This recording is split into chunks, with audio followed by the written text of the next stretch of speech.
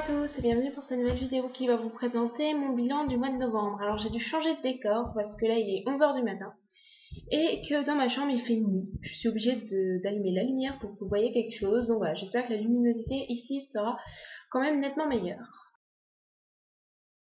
Alors ce mois-ci j'ai eu 13 acquisitions dans ma palle, donc c'est quand même pas mal, j'ai pas lu autant.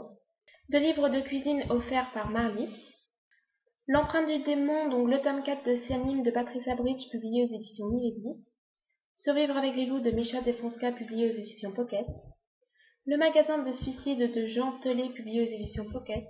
Le tome 1 de Queen Betsy, Vampire et célibataire de Marie-Janice Davidson, publié aux éditions Milady.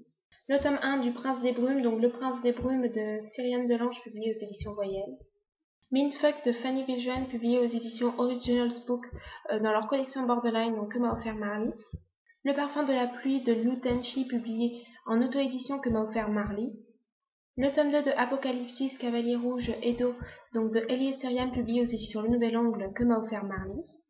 L'amour est une femme de Frédéric Mars, publié aux éditions Du Rocher. Duel en enfer de Bob Garcia, publié aux éditions Du Rocher. Le tome 3 de Francesca, donc maîtresse de Borgia, de Sarah Poole, publié aux éditions Ma. Alors on va continuer avec les livres que j'ai lus en novembre, j'en ai lu 6. Le livre à écrire de Constance Larsen, publié aux éditions Publibo, qui était donc un service presse et que j'ai moyennement aimé. Ma chronique est à venir.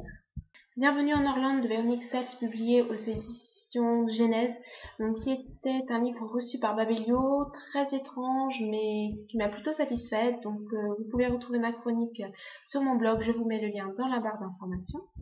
Alors, le nouveau J.K. Rowling, donc le gros pavé de Une place à prendre, publié aux éditions Grasset. Donc ma chronique est sur le blog, j'ai bien aimé, mais voilà, je m'attendais à mieux et ça n'a pas été le coup de cœur escompté, mais c'est quand même un très agréable livre et que je recommande quand même de lire aux fans d'Harry Potter, parce que j'ai passé un bon moment malgré quelques longueurs sur la fin. Le tome 3 de Fédélines, donc Sous la surface de Nadia Coste, publié aux éditions Grund, qui a été mon coup de cœur du mois, donc j'ai vraiment adoré et je ne peux que vous recommander de lire cette saga. Quintessence et Mag de Mathieu Guibé et de Cécile Guillot, publié en auto-édition, un petit recueil de nouvelles, donc il comporte 4 nouvelles sur le thème de l'hiver, et j'ai adoré, ce livre est un petit bijou. On n'est pas au coup de cœur, mais on y est presque. Voilà pour la magnifique couverture. Une BD pour terminer le mois, il s'agit du tome 3 du Donjon de Narhelbug, donc de Langue et Poissons, publié aux éditions Clair de Lune, donc un bon moment d'humour. Alors, pour ce dernier mois de l'année, il faudrait que je lise au moins 6 livres pour arriver à 100 livres, ce qui était mon but, et je m'en suis prévu 8, donc on verra ce que ça donne. Le tome 1 de la trilogie des elfes de Jean-Louis Feften, publié aux éditions Pocket, donc là j'ai l'intégrale, et je le lis en lecture commune avec l'ivresse.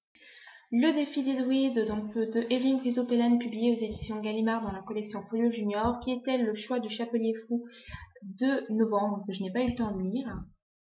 Le tome 1 du livre de Saskia, Le réveil de Marie Palvenko, publié aux éditions Scrinéo, donc qui est le choix du Chapelier Fou de décembre. Le tome 1 de Black Eden de Anna Alonso et de Javier Pellegrini, publié aux éditions Milan dans la collection Macadam. Donc j'organise une lecture commune sur Livre Addict. Si ça vous intéresse, je vous mets le lien dans la barre d'informations.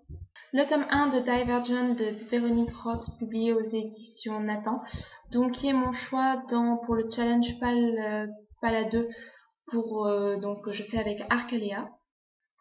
Le tome 2 de Légion du Monde émergé, Fille de sang de Licia Troisi, publié aux éditions Pocket Jeunesse. Le tome 2 de X-Hall, Le Maléfice de Rachel Hawkins, publié aux éditions Albert Michel dans leur collection Wiz. Le tome 2 de La Fille aux licornes, La rencontre de Lénia Major, publié aux éditions Talent Haut. Le premier tome du Dernier Jardin, donc éphémère, de Lorraine de Stefano, publié aux éditions Castelmore, que je lis en lecture commune avec Yukari.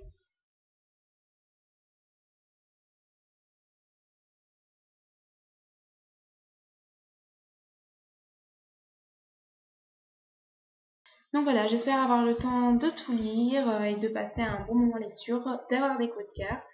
Et voilà, donc il y a Noël qui arrive, donc j'espère être gâtée aussi. Déjà, je pense que l'E Mailbox de décembre sera immense, vu le premier que j'ai lu cette semaine.